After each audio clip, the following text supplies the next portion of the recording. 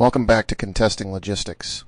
In Part 5, today we'll discuss synchronizing the instruments of national power. We're on the brink of a new era, one where logistics is not just about moving material, but about coordinating the full range of national power. Consider the modern battlefield. It's not just tanks and troops, but the ability to sustain, adapt, and project influence across all domains. Our enemies understand this very well. Look at how Russia has targeted Ukraine, not only with artillery, but also by striking ports, railroads, and energy infrastructure, aiming to incapacitate both military and civilian life. This is logistics warfare at its most fierce and effective. What does this mean for us? It means we must go beyond silos and stovepipes. Diplomatic, informational, military, economic, financial, intelligence, and legal tools, these are not just instruments, but force multipliers. When we coordinate them, we don't just sustain the fight, we shape it.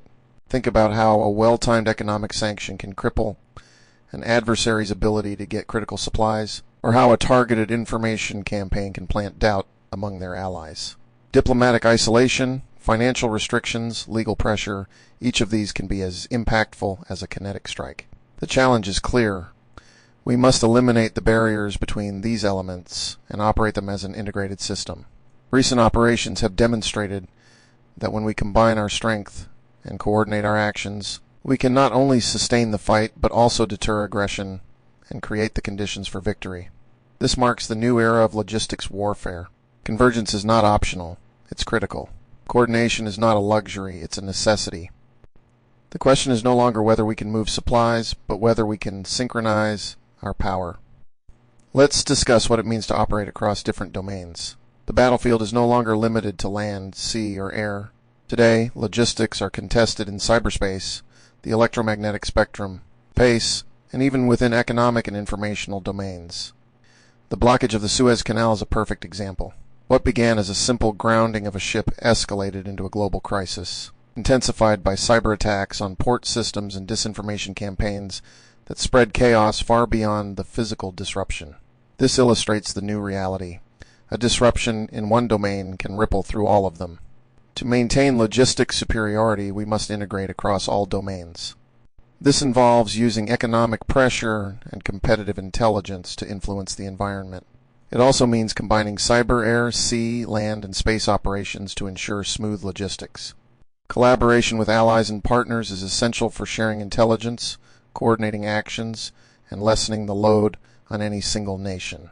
Public-private partnerships are now crucial, allowing us to exploit market dependencies, leverage dual-use technology, and employ predictive analytics to stay ahead of disruptions. Indo-Pacific Command is already using AI-assisted logistics to predict and prevent supply chain failures. Why? Because in contested logistics, every second matters. Cross-domain integration isn't optional. It's essential for survival. We must anticipate disruptions, adapt to changing conditions, and respond quickly. The message is clear. Integration equals survival. Are we prepared to fight and win across all domains? Let's be blunt. Our adversaries are already combining kinetic strikes, cyber attacks, and economic warfare to disrupt logistics. In the ongoing Ukraine conflict, Russia uses electronic warfare to jam NATO's logistics communications, while private sector cyber attacks targeted fuel pipelines. Our response must be equally integrated. That means aligning air, land, sea, cyber, and space operations through coordinated planning cells that can synchronize kinetic and non-kinetic actions. It also means leveraging the unique capabilities of our allies to reduce our operational burden and increase the legitimacy of our actions. Sharing intelligence and coordinating efforts with multinational partners is more than a best practice, it's essential. By sequencing actions, such as cyber attacks on IT systems, proxy force attacks on supply lines, and regional airspace denial, we can generate cascading effects that heighten disruption and immobilize the adversary. The right partners at the right time across all domains, that's how we maximize impact. Recent exercises have demonstrated that integrated multi-domain operations can outmaneuver and outlast adversaries. The lesson is clear. Logistics is not just about moving supplies, it's about shaping the fight. Are we prepared to break down barriers and coordinate for maximum impact? The goal is clear here. Weaken the enemy's capacity to sustain combat.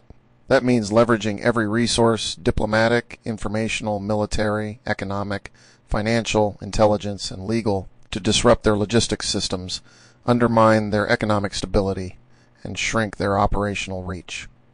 Diplomatic efforts can block access to key infrastructure or isolate logistics partnerships.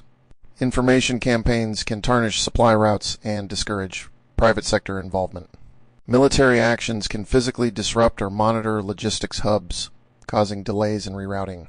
Economic levers can restrict access to enabling technologies and increase obstacles. Financial tools can cut off capital flows and hinder financing. Intelligence supports precise disruption and uncovers vulnerabilities. Legal actions can delegitimize logistics operations and introduce regulatory barriers. Not all levers are equally effective. We must focus on combinations that produce measurable impact with minimal overlap. Non-kinetic hybrid tactics are often more sustainable over time. Think sanctions on dual-use tech, freezing financial assets, or encouraging labor strikes. Strategic alignment is essential. We need to synchronize our actions with specific goals and limit the scope to prevent overcommitment.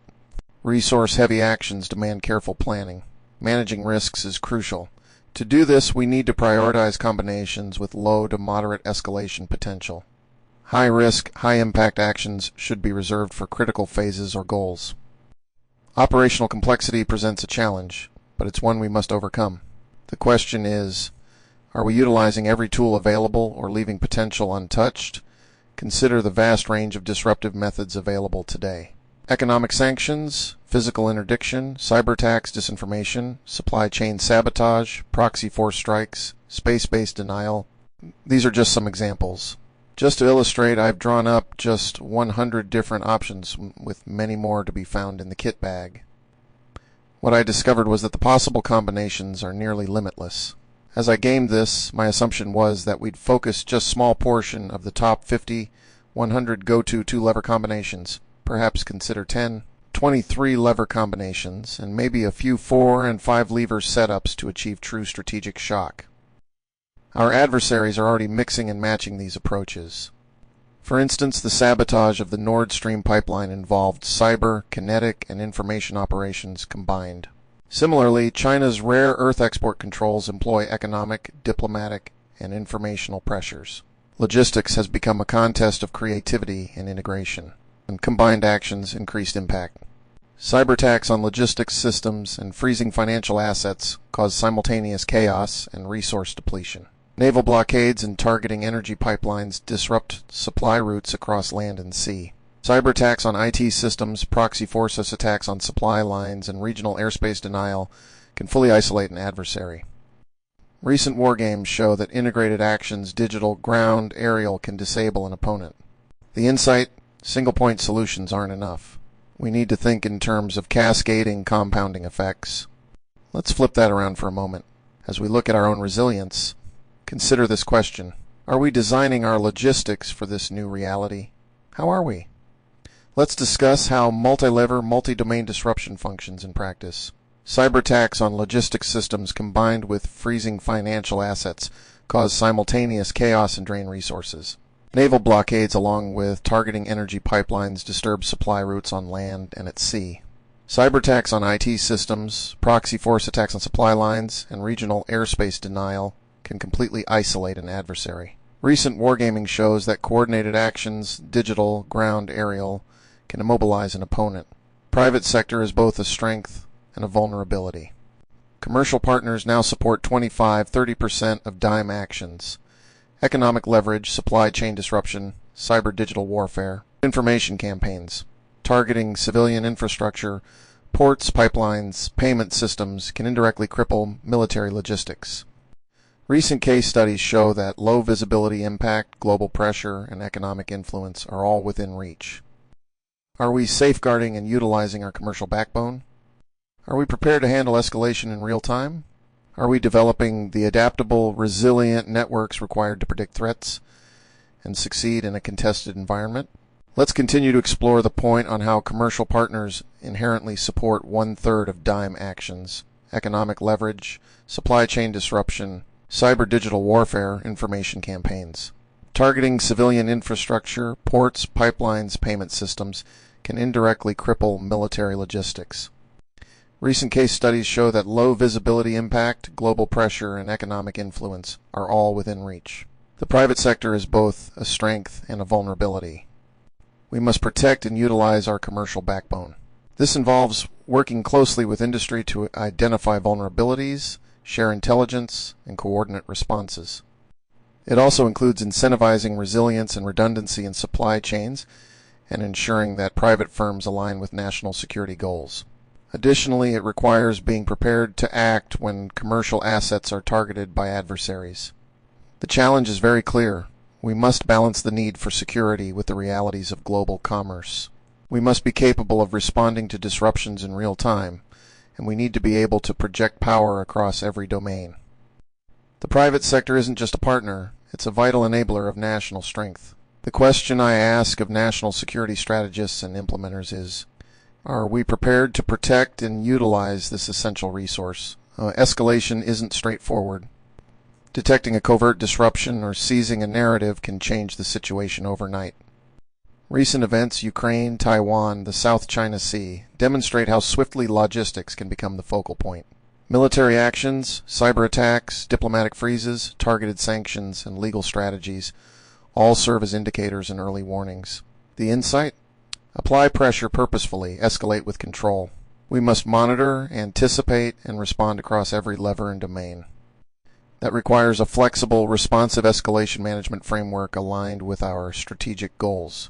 It also means knowing how to de-escalate when needed and responding with precision and restraint. The stakes have never been higher. So, are we ready to manage escalation in real time? Are we prepared for the unexpected? Ultimately, it's about achieving maximum impact and effective escalation management. Recent military exercises demonstrate that integrated, multi-domain logistics operations can outmaneuver and outlast opponents. Logistics isn't just about moving supplies, it's about shaping the fight. We need to develop adaptive, resilient networks that can foresee threats and respond quickly. This involves investing in technology, training, and partnerships. It also requires fostering a culture of innovation and ongoing improvement. Being prepared to act and to react across all areas is essential. The question is, are we ready to synchronize, adapt, and lead? Are we building the networks we need to win in a contested world? The importance of private partnerships is greater than ever. Commercial expertise, dual-use infrastructure, intelligence, innovation, cost savings, scalability, and global reach. These are key elements of resilience. Recent workshops highlight that collaboration between government, industry, and academia is vital.